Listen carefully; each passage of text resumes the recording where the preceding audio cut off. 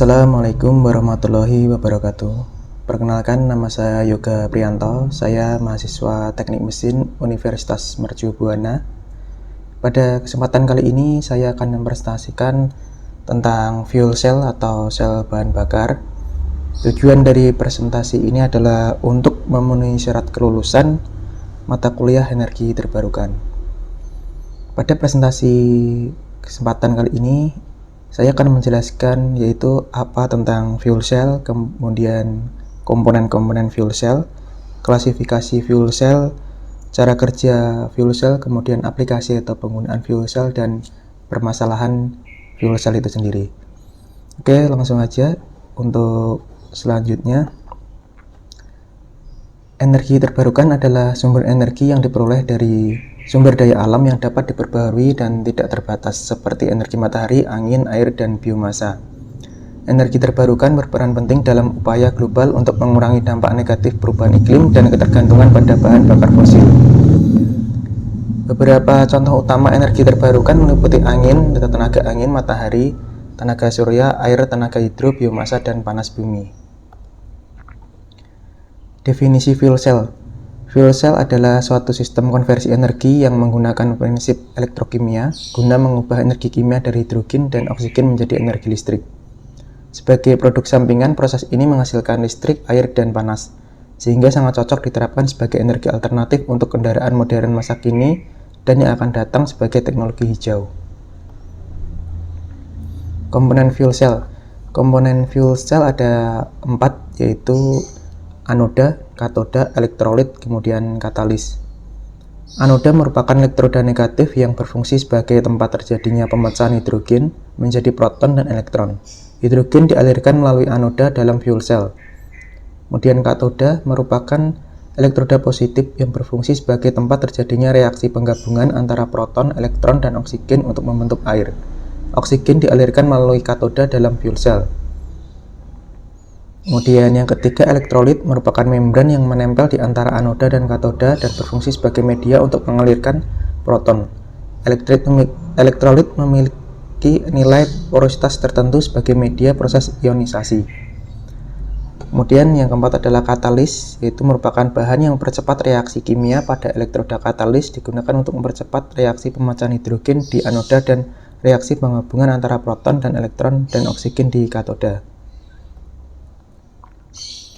Klasifikasi fuel cell. Klasifikasi fuel cell itu dibedakan menjadi 6 jenis berdasarkan tipe elektrolit atau bahan bakar yang digunakan, yaitu yang pertama alkaline fuel cell, kemudian yang kedua phosphoric acid fuel cell, yang ketiga molten carbonate fuel cell, yang keempat solid oxide fuel cell, kemudian yang kelima direct methanol fuel cell, kemudian yang keenam ada proton exchange membrane fuel cell.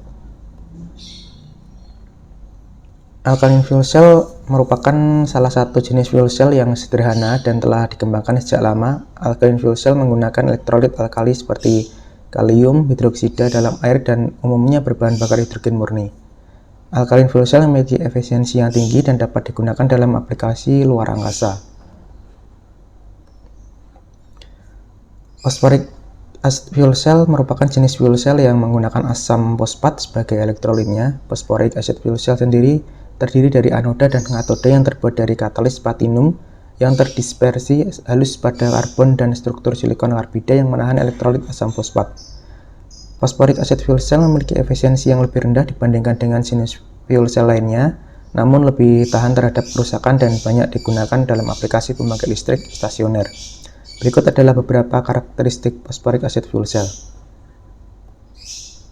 Yang pertama, pada anoda, hidrogen dibagi menjadi 2 ion hidrogen dan yang melewati elektrolit kemudian menuju katoda, dan 2 elektron yang melewati sirkuit eksternal beban listrik ke katoda. Pada katoda, hidrogen, elektron, dan oksigen bergabung untuk membentuk air. Molten carbonate fuel cell adalah jenis fuel cell yang menggunakan elektrolit berupa campuran garam karbonat yang dilebur, beroperasi pada suhu sekitar 650 derajat Celcius, dan dikembangkan terutama untuk aplikasi pembangkit listrik stasioner skala besar. Bahan bakar yang digunakan adalah gas alam, biogas, dan hidrogen. Kemudian ada solid oxide fuel cell, yaitu jenis fuel cell yang menggunakan elektrolit berupa keramik padat sehingga dapat mengurangi korosi dan menghilangkan masalah manajemen elektrolit yang terkait dengan cairan elektrolit. Menggunakan bahan bakar gas alam, biogas atau hidrogen, solid oxide fuel cell ini memiliki efisiensi yang tinggi dan dapat digunakan dalam aplikasi pembangkit listrik skala besar. Untuk mencapai konduktivitas ionik yang memadai dalam keramik tersebut, sistem harus beroperasi sekitar 1000 derajat Celcius. Berikut adalah skema atau gambar dari solid oxide fuel cell. Kemudian direct methanol fuel cell merupakan jenis fuel cell yang menggunakan metanol sebagai bahan bakarnya, menggunakan elektroda platinum ruthenium pada anoda untuk menarik hidrogen dari metanol cair, sehingga tidak memerlukan reformer bahan bakar, memiliki efisiensi yang lebih rendah dibandingkan dengan jenis fuel cell lainnya, namun lebih mudah digunakan dan lebih aman. Banyak digunakan dalam aplikasi perangkat portable seperti ponsel dan laptop. Proton exchange membrane fuel cell adalah jenis fuel cell yang menggunakan membran polimer sebagai elektrolitnya, menggunakan bahan bakar hidrogen dan oksigen. Proton exchange membrane fuel cell beroperasi pada suhu yang relatif rendah dan dapat menyesuaikan output listrik untuk memenuhi kebutuhan listrik dinamis. Memiliki keunggulan utama berupa efisiensi tinggi dan dapat digunakan dalam aplikasi transportasi seperti mobil, bus, dan truk. Proton exchange membrane cell sendiri bekerja dengan cara memisahkan hidrogen menjadi proton dan elektron di anoda. Kemudian proton melewati membran polimer menuju katoda, sedangkan elektron mengalir melalui sirkuit luar dan menghasilkan energi listrik. Di katoda, proton dan elektron bergabung dengan oksigen untuk membentuk air. Cara kerja fuel cell. Setiap jenis fuel cell memiliki cara kerja yang sedikit berbeda, tergantung pada jenis elektrolit dan bahan bakar yang digunakan. Namun prinsip dasar kerja fuel cell adalah tetap sama, yaitu mengubah energi kimia menjadi energi listrik melalui proses elektrokimia. Cara kerja fuel cell dapat dijelaskan sebagai berikut. Yang pertama, ketika gas hidrogen bertekanan dimasukkan ke sel anoda, kemudian gas dipaksa melalui katalis dengan tekanan yang sangat tinggi. Pada saat molekul H2 bereaksi dengan katalis, maka terbagi menjadi dua ion, H+ dan dua elektron. Elektron melalui anoda berjalan melalui sirkuit eksternal seperti menyalakan motor dan kembali ke sisi katoda dari fuel cell. Dari sisi katoda atau gas oksigen dipaksa untuk melalui katalis, kemudian membentuk dua atom oksigen yang mana masing-masing dengan muatan negatif yang kuat. Ion H+ ditarik oleh muatan negatif melalui membran, maka terbentuklah air atau H2O akibat dari campuran atom oksigen dan dua elektron dari sirkuit eksternal. Proses oksidasi anoda katalis berfungsi untuk memisahkan proton dan elektron hidrogen. Proses reduksi katoda katalis kedua digunakan untuk menggabungkan kembali proton, elektron, dan oksigen membentuk air. Tegangan yang dihasilkan sebesar 1 volt. Dapat disimpulkan bahwa untuk menghasilkan tegangan yang lebih besar maka membutuhkan membutuhkan banyak sel yang dirangkai secara seri.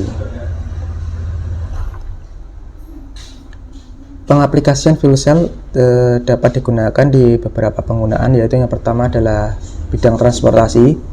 Fuel cell dapat digunakan sebagai sumber energi pada kendaraan bertenaga listrik seperti mobil, truk, dan bus listrik dengan memanfaatkan teknologi proton exchange membrane fuel cell atau direct methanol fuel cell.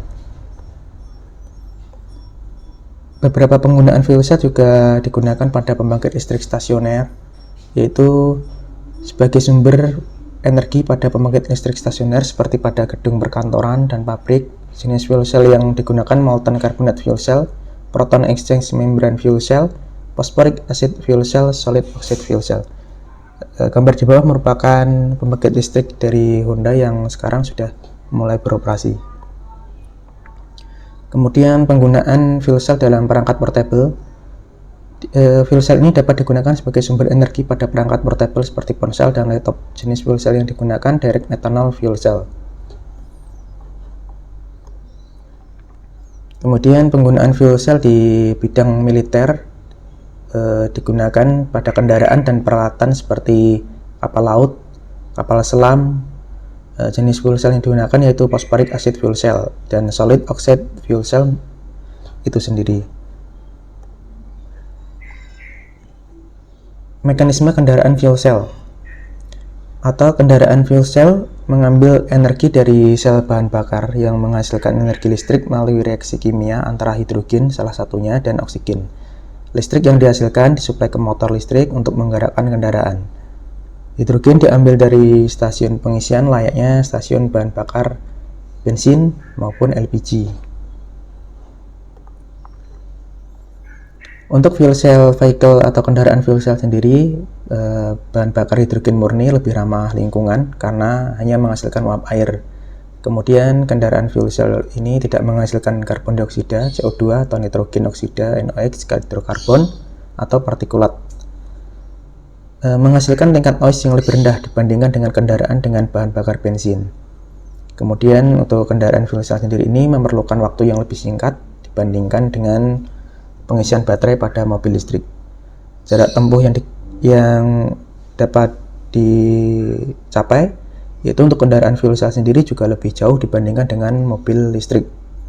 Dan diharapkan untuk mobil kendaraan fuel cell ini nanti setara atau sama dengan mobil atau kendaraan berbahan bakar bensin atau bahan bakar fosil lainnya. Permasalahan fuel cell walaupun kita jelaskan keuntungan atau kelebihan dari fuel cell, akan tetapi terdapat permasalahan yang harus dihadapi yang sampai saat ini, yaitu untuk biaya produksi yang masih tinggi. Biaya produksi fuel cell ini masih relatif sangat tinggi apabila dibandingkan dengan teknologi sumber energi lainnya seperti baterai dan mesin pembakaran dalam. Untuk infrastruktur yang dibutuhkan untuk mendukung penggunaan fuel cell masih sangat kurang, seperti stasiun pengisian bahan bakar hidrogen.